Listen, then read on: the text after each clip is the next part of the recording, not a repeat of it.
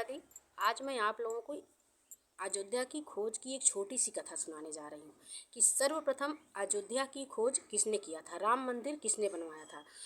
और आप लोग तो जानते हैं त्रेता में जब भगवान राम पैदा हुए थे, वहाँ पे उनका राम राज था। उसके बाद जब त्रेता के बाद कलयुग में कैसे खोज हुई, कैसे राम मंदिर बना, कैसे वहाँ रामलला की स्थापना सर्वप्रथम किसने करवाई, ये एक छोटी सी कथा है। एक बार आप लोग राजा विक्रमादित्य को जानते हैं, एक जिनके नाम से विक्रम संवत हमारे सनातन धर्म में चला आ रहा विक्रम संवत। तो राजा विक्रमादित्य जो थे वो शिकार, उज्जैन इनका राज था, विक्रमादित्य का राज उज्जैन था।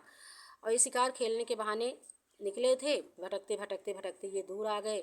दूर आने के बाद ये सरयू नदी के किनारे एक पेड़ के नीचे बैठे हुए थे। तो राजा के झपकी आ गई। राजा की जब झपकी आ जाती है विक्रमादित्य को, तो वो देखते हैं झपकी जा जाती है और अर्धरात्रि हो जाती है। तो उनकी आँख खुलती है तो वो देखते हैं कि एक व्यक्ति काले घोड़े पे सवार होकर के, काला घोड़ा भी है और वो व्यक्ति भी प्योर काला है, सवार होकर के सरयू नदी में स्नान करता है। वो व्यक्ति जब स्नान करने के बाद जब निकलता है तो एकदम शुक्ल वर्ण, घोड़ा भी सफ़ेद हो जाता है और वो व्यक्ति भी खूब सुंदर हो जाता है। यह देख करके विक्रमादित्य अचंभित हो जाते हैं। वो दौड़ करके जाते हैं और रोक करके बोलते हैं, आप रुकिए, आप कौन हैं? और आपको तो मैंने देखा कि अभी आप एकदम, आपका घोड़ा भी काला था और आप भी स्वयं इतने काले थे, और आप इस सरयू नदी में स्नान करने के बाद आप इतने अद्भुत, इतने सुंदर और इतने तेजवान हो गए हैं, और आपका घोड़ा भी शुक्ल वर्ण का हो गया, आप में भी तेज निकल रहा है। कृपया करके बताइए आप कौन हैं? तो वो जो स्नान किए थे सरयू नदी में, उन्होंने कहा कि मैं प्रयागराज हूँ, प्रयागराज में मैं हूँ। मैं वहाँ गंगा, माघ के महीने में गंगा नदी में स्नान करने के लिए बहुत लोग आते हैं, बहुत लोग वहाँ निवास करते हैं। सबका पाप धोते धोते, सबके वहाँ रहते रहते, अच्छे लोग भी आते हैं, बुरे लोग भी आते हैं। ये सब वहाँ पे सबके रहने और सबके क्रियाकलाप से कोई पुण्य आत्मा भी आता है, कोई पाप आत्मा भी आता है। इसलिए मेरा पूरा वर्ण काला हो जाता है और मेरा घोड़ा भी काला हो जाता है उन लोगों के पाप के कारण। सबके पाप को लेते लेते मैं काला पड़ जाता हूँ। और जब मैं काला पड़ जाता हूँ तो मैं अयोध्या में, भगवान राम की जन्मभूमि अयोध्या, भगवान राम की सरयू नदी, इसमें मैं आकर अपने आप स्नान करता हूँ। और यहाँ का प्रताप इतना बड़ा है कि यहाँ स्नान करने के बाद मेरा सारा पाप धुल जाता है और मैं खुद शुक्ल वर्ण का हो जाता हूँ। मेरा घोड़ा भी शुक्ल वर्ण का हो जाता है, मेरा तेज सारा वापस हो जाता है। जो मैं तेजहीन हो जाता हूँ, मेरा सारा तेज वापस आ जाता है। तो राजा विक्रमादित्य सोचे कि ये तो बहुत ही अच्छी बात है कि सरयू नदी के स्नान का इतना बड़ा प्रभाव है।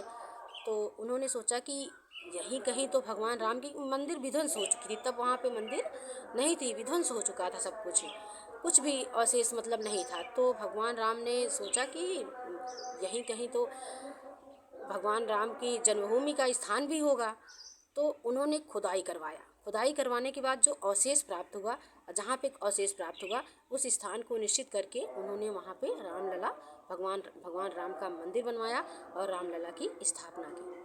तो वहाँ पे भगवान रामलला की स्थापना हुई। ये हमारे अयोध्या का प्रताप है, ये हमारे सरयू मैया का प्रताप है। कहा नहीं गया, गंगा बड़ी न गोदावरी, न तीर्थ राग प्रयाग, सबसे बड़ी अयोध्या नगरी, जहाँ राम लिए अवतार। और जहाँ राम लिए अवतार वहीं पे सरयू नदी भी, भाई राम भगवान उन्हीं नदी में खेले हैं, बड़े हुए हैं।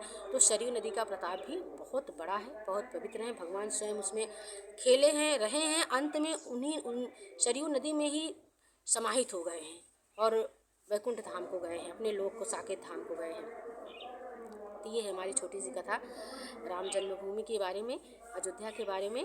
क्योंकि इस समय और कितनी चर्चाएं हैं, आप सभी लोग जान रहे हैं कि कैसा माहौल है अयोध्या में। मुझे तो बहुत हर्ष और बहुत खुशी है कि घर घर में अक्षत भेजे जा रहे हैं।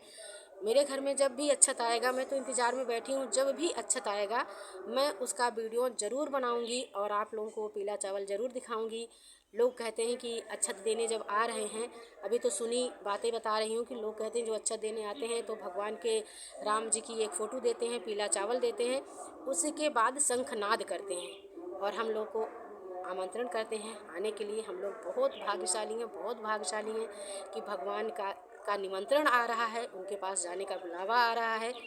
और हम लोग 22 तारीख को तो इतनी भीड़ रहेगी तो पहुंच पाना मुश्किल है, लेकिन 22 के बाद ज़रूर है मन में कामना कि प्रभु बुलाएं और हम सब उनके दर्शन को पहुँचे।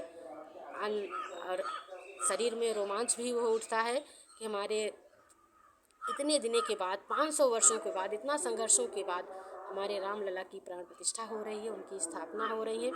बोलो जय श्री सीताराम।